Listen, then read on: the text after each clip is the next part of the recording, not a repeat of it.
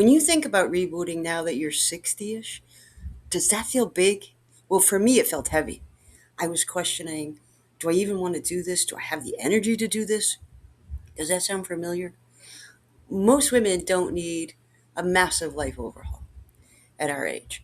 They need clarity, tiny, doable steps that make you feel lighter, calmer, and more you again. And I have that for you. So today, I'm giving you something simple, a 30-day clarity plan. So don't click away just because I said 30 days. This is for women over 60 who are ready to stop chasing and start choosing. Not a makeover, not a reinvention, just clarity. And the best part, one small thing at a time. Pretty doable. Hey, I'm Cindy, and this is the Happy Chase. This is a channel I put together for us over 60, us women, doing it solo or not, about clarity, right? This is all about clarity. It's what I learned after 47 years of chasing happy through raising kids, careers, heartbreaks, reinvention, and more resets than I want to count. Clarity is the first step to feeling yourself again. Without clarity, you're just going to be twirling around. And today's video is all about finding your clarity. Because when you do know what matters, you stop wasting all that energy. And now that we're over 60, we recognize that energy is a currency that we need to protect. And if you want to know how to cash in on this, stay right here because I've got small, simple steps for you. They worked for me and they can work for you. This plan is simple. Every day, it's 30 days. You do one tiny clarity action. Not a project, it's not a challenge, just a moment of choosing yourself. So, days 1 through 7, your first week, the task is clear your mind. And day 1, these first days are about mental space, the kind you haven't had for years. And on day 1, name what's weighing you down. It could be a feeling that you're feeling responsible for everyone else, their activities, their emotions, their plans, their life. Or you have constant worry about money. I do. Or unexpected expenses. Or maybe it's a disappointment and you just haven't said it out loud yet. Naming it brings it to the surface. It stops those constant figure eights whirling in your head and taking over your mind. With every lap, they consume positive thoughts. And day 2, name what's lifting you up. It can be something simple like your time alone at dawn, just you and that cup of coffee in the morning. Or it could be a friend who always makes you feel seen. Okay, so this is the day to think about the one thing that you've been chasing that has not given a return on the energy that you've invested. It's your moment to realize you're better served by letting it go and moving on for yourself. Maybe you're the type of person that's a doer for everyone else, and maybe you see this as your purpose, but today you can see the pressure to please everyone is taking up valuable space that you now need for yourself in this phase of your life. So this is your time. You're naming the one thing that has taken far too much energy from you, and naming it gives you permission to comfortably say no, and you get to say it out loud. Get it out of your head so you can start breathing again. All right, so tell me, is this where your mind has been? You've been trying to discover your purpose. You've been in thought about what's next. You have so many things you want to do or you think you should be doing. This is the day you can name it. Name what you'd like to work on. Name what you want to grow for yourself. Naming it puts it in the action lane, and this gives you focus and clarity of what's next. So do me a favor, share it with us by dropping it in the comments because this one is the biggest struggle. This one gets really squirrely for some of us, and you sharing your thoughts could be someone's aha moment, right? And we can all kind of feed off of that. So we'd appreciate it. Community would appreciate it. Drop your comments and let us know and give us an aha moment. So, day 5, this is you sitting quietly just for 5 minutes. This is all about the positive takeaways of feeling energy and a sense of being grounded. If you can do this outdoors or just sit by windows, that's fine. 5 minutes may be hard for you. I know it was initially for me because I'm always on the run and you may be too. It may feel forced at first, but if you do this as a practice, the reward is amazing because in those 5 minutes, you begin to see the obvious. You begin to notice all the things around you and all the things that have been there forever. You just never had the time to notice them. And it actually brings on a calming effect, whether it be the clouds, the air, the birds.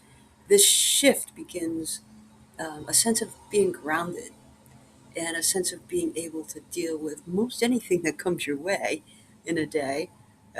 This is a simple 5 minutes that actually will change your entire game plan. Day 6, write one sentence about what you want next. Next. Just jot it down, slap it on the fridge, and read it every morning. All that space that you've just decluttered in your mind, that you just let go of, all that negative that you just let go of, this is where you can fill it with clarity. And filling that with clarity is you're saying, this is what's most important to me. So it can be tiny, it can be enormous, whatever you want next. So this past week has been one doable thing after another. And we have spent this week together, and you have showed up for yourself each day. You've named your hurdles, you've called out your quiet thoughts, and you've said things out loud that will let things go because you now know what matters. And you can now step into the next place. Today is about you. It's a day to celebrate what you've overcome. And now it's time to take a look at your journey and see where you're about to go.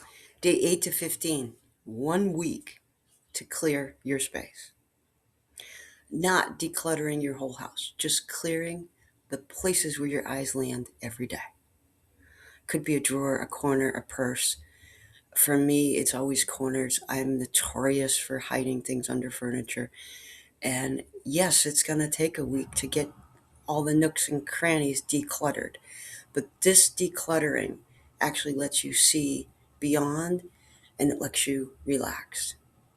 So decluttering is a simple task that can bring enormous calm and let you settle in for what's next.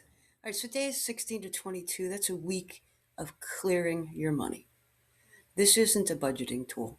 It's clarity. It's knowing what's coming in, what's going out, and what's draining you, but also what's helping you.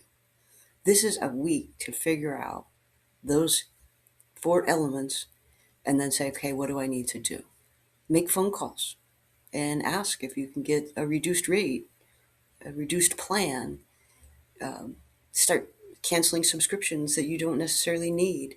Some you may have actually forgotten about. So you're going to have to do a whole digital inventory to figure out where that money's gone and then log in and maybe cancel it. And don't forget about what's helping you. Are you frugal? What are the types of ways you're frugal? Or are you fair weather frugal? If you're fair weather frugal, you might have to work at being a little bit more frugal, less days of the week going out, packing lunch, skipping that coffee, making it yourself. These are the things that can help you. Being frugal is a small choice, but it's got big savings. This is your week because women over 60 deserve to feel safe with their money, not stressed by it. And if you don't have that clarity, you're just constantly going to be in a tsunami of stress. Day 23 to 27. This is a week to clear your heart. This is where the real reset happens. You know what weighs heavily here. It could be letting go of an old story that's carried a lot of struggle in a relationship, forgiving yourself for one small thing, reaching out to one person that you miss, and too much time has passed and you're feeling kind of guilty about that. Releasing one expectation you never agreed to in the first place. The point is, happiness grows here. And each release allows you your joy back into your heart, back into your life. Releasing your heart makes room to fill it with what matters. My favorite quote is by Vincent van Gogh.